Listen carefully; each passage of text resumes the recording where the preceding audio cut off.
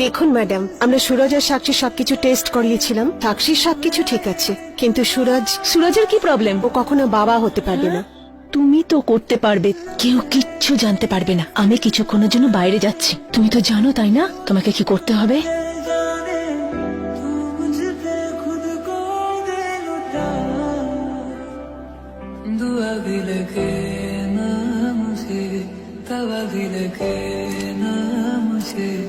আমার ভয় লাগছিল, কারণ প্রকাশ সুরাজের কিছু ক্ষতি না করে দেয়, এই জন্য আমি ওকে মেরে দিলাম। ইন্সপেক্টর, আপনারা সুরজকে প্লিজ বাঁচান। সুরজ এখনো ওই নরকেই আছে।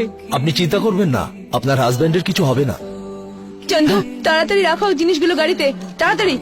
ভানু, শোনো, সাক্ষী অ্যারেস্ট হয়ে গেছে, আমার জন্য প্রবলেম তৈরি করে দেবে। আমি সুরজকে নিয়ে বেরিয়ে যাচ্ছি। যতদিনে পরিস্থিতি শান্ত না হচ্ছে আমি আন্ডারগ্রাউন্ড থাকবো। তুমি সামলে নিও সবটা। হ্যাঁ, আমি কোথাও যাব না, কোথাও যাব না। চল, তাড়াতাড়ি, আমি আমি বলছি কাছে না। ছেড়ে দাও আমাকে। ইন্সপেক্টর, আপনারা সবাই সকাল সকাল কি ব্যাপার?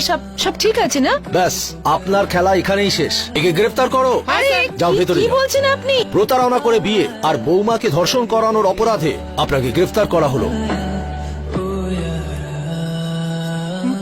সাক্ষী, তুমি এখানে কি করছো? তুমি আমার সঙ্গে চলো না, তোমাকে কেউ বিরক্ত করবে না, প্রকাশও তোমাকে বিরক্ত করবে না। আমি প্রকাশকে মেরে দিয়েছি। সুরজ,